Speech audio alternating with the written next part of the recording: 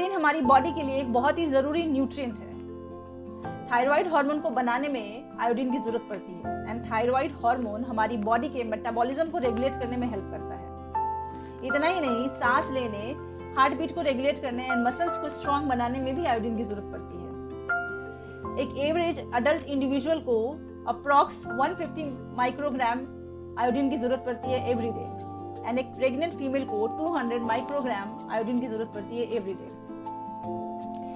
अगर हमारी बॉडी में आयोडीन की डेफिशिएंसी हो जाए तो बहुत सारी प्रॉब्लम्स दिखने को मिल सकती हैं। लाइक अगर आयोडीन की डेफिशिएंसी हो जाए तो नींद बहुत ज़्यादा आती है एंड इसके साथ साथ hypothyroidism, heart diseases, mental disorder, peripheral neuropathy and congenital anomalies जैसी प्रॉब्लम्स देखने को मिलती हैं। हमारी बॉडी में आयोडीन डेफिशिएंसी होने पे कुछ सिम्टम्स देखने को मिलते हैं या फिर कुछ प्रॉब्लम्स डेवलप होने लगती हैं। आज मैं उन्हीं प्रॉब्लम्स के बारे में बात करूंगी। लेकिन उसके पहले अगर आपने मेरा चैनल अभी तक सब्सक्राइब नहीं किया है तो वेट किस बात का, जल्दी से जाइए और मेरे चैनल को सब्सक्राइब कर लीजिए सो दैट मैं जब भी कोई वीडियो लेकर आऊँ या लाइव आऊँ आपसे बातें करने के लिए तो आपको उसकी नोटिफिकेशन मिल सके। एंड हाँ, सब्सक्राइब करने के बाद बेल आइकन को प्रेस करके नोटिफिकेशन को ऑल पे सेट करना बिल्कुल भी ना भूलें। तो चलिए अब बात करते हैं आयोडीन की डेफिशिएंसी होने पे हमारी बॉडी में कौन कौन से सिम्टम्स या क्या प्रॉब्लम्स डेवलप हो सकती हैं। तो सबसे पहली प्रॉब्लम है वो है कंजेनाइटल एनोमलीज। वैसे तो आयोडीन डेफिशिएंसी होने पे हार्ट रिलेटेड डिजीज का खतरा बहुत ज़्यादा बढ़ जाता है, लेकिन अगर प्रेगनेंसी के टाइम एक फीमेल को आयोडीन की डेफिशिएंसी हो जाती है तो उसका इम्पैक्ट होने वाले बच्चे पे पड़ता है। बच्चे में कई सारी कंजेनाइटल एनोमलीज डेवलप हो सकती हैं। लाइक बच्चे का मेंटल डेवलपमेंट हैम्पर हो सकता है, मेमोरी वीक हो सकती है एंड इवन कई केसेस में बच्चा मेंटली वीक हो सकता है। नंबर 2, सोलन नेक। आयोडीन की डेफिशिएंसी की वजह से गले में सूजन आ जाती है एंड ये एक मेडिकल कंडीशन है जिसे हम गोइटर के नाम से जानते हैं। एनलार्ज थायराइड ग्लैंड की वजह से ये बीमारी होती है एंड ऐसा इसलिए होता है क्योंकि हमारी बॉडी में जितने थायराइड हार्मोन की जरूरत होती है उतना बन नहीं पाता है आयोडीन की डेफिशिएंसी के कारण एंड इस वजह से थायराइड ग्लैंड को ज़्यादा काम करना पड़ता है एंड इसी वजह से थायराइड ग्लैंड में सूजन आ जाती है एंड उसका साइज बढ़ जाता है।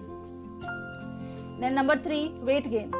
आयोडीन की डेफिशिएंसी की वजह से वजन बढ़ सकता है। आयोडीन डेफिशिएंसी होने की वजह से हमारा मेटाबॉलिज्म स्लो हो जाता है जिसकी वजह से बॉडी वेट बढ़ने लगता है। मेटाबॉलिज्म स्लो होने की वजह से हार्मोनल बैलेंस भी गड़बड़ हो जाता है एंड बॉडी फैट बढ़ने का यही कारण होता है। Number 4 is mental problem.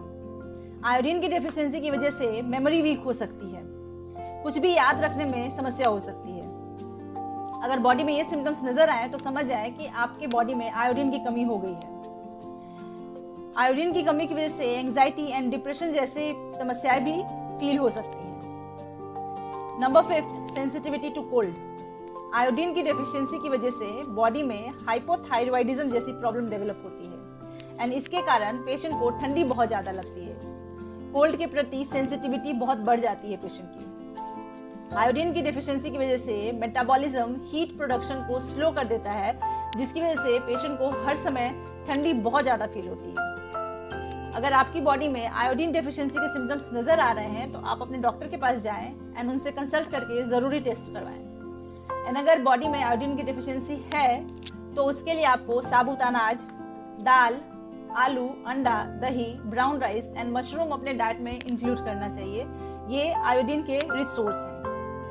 इसके साथ ही अगर आपको आयोडीन की डेफिशिएंसी है तो आपको 1 गिलास दूध डेली पीना चाहिए क्योंकि दूध में आयोडीन एंड कैल्शियम जैसे कई न्यूट्रिएंट्स मौजूद रहते हैं। एंड ऐसे ही वीडियोस देखने के लिए तो क्यूरोपैथ को सब्सक्राइब कर लें।